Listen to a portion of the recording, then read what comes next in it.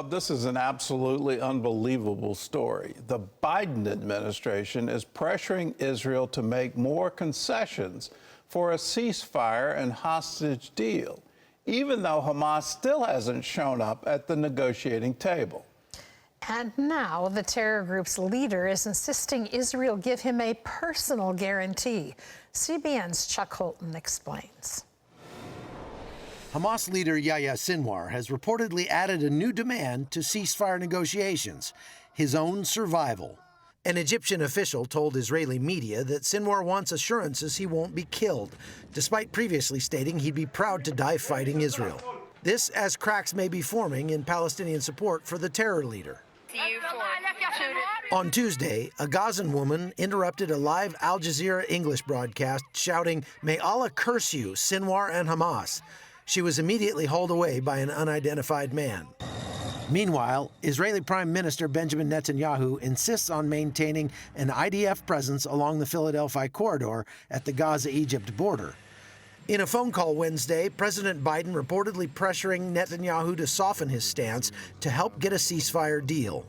But with the IDF having found and destroyed 150 tunnels there, Israel believes it must guard the corridor to permanently end Hamas threats. We are prepared for any scenario, both in defense and attack.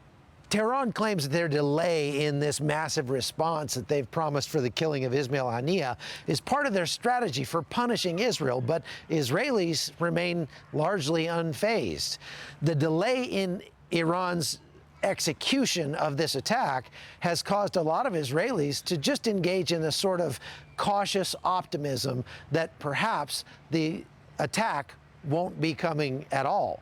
Nevertheless, some are continuing to prepare while others are just going about their daily lives. As the war continues, the outgoing head of the Israeli military intelligence gave an address about the October 7th intelligence failure. On that Sabbath, we failed the most important mission we're entrusted with, giving a war warning. The ultimate responsibility for the failure of the intelligence division rests with me. As Israel deals with the aftermath of the October 7 attacks and still faces threats on all sides, the United Nations takes little notice. Israeli Ambassador Gilad Erdan criticized a new UN exhibit that highlights global victims of terror, but omits any mention of Israeli Jews or the October 7th attack. There's not a single mention of any attack carried out by Palestinians against Israelis. We are about to mark 1 year since the massacre and the largest terrorist attack against Jews and Israelis since the Holocaust. Yet the UN does not think it needs to be displayed on its walls. Chuck Holton, CBN News, Jerusalem. Well, let's hope these protests against Hamas increase, that they're calling for their ouster, because Hamas is the cause of the war. They're the ones who started this. Let's always remember that. Israel wasn't involved in the Gaza Strip.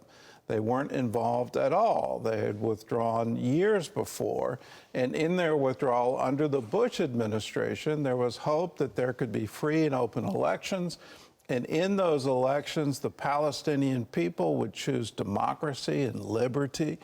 All of those things were the hopes. What did the Palestinian people do? The people in Gaza elected Hamas as their leadership. And now they're suffering the consequences of that choice, and they're saying, we don't want this anymore. I hope that spreads. I also hope it spreads to the streets of Chicago during this convention. It's amazing to me that a sitting president of the United States would look out over those protests and say, quote, they have a point, close quote. They don't have a point. They're calling from the river to the sea. They're calling for a genocide of Jews.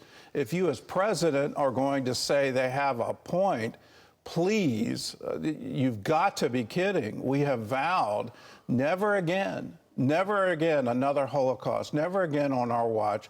And here you're saying they have a point. They don't. Their point is we will repeat October 7 again and again and again until Israel doesn't exist. Well, let's take them at their word. Let's stand against it. Let's stand resolute and firm that no, you don't get to do this. You don't get to do this in the modern world.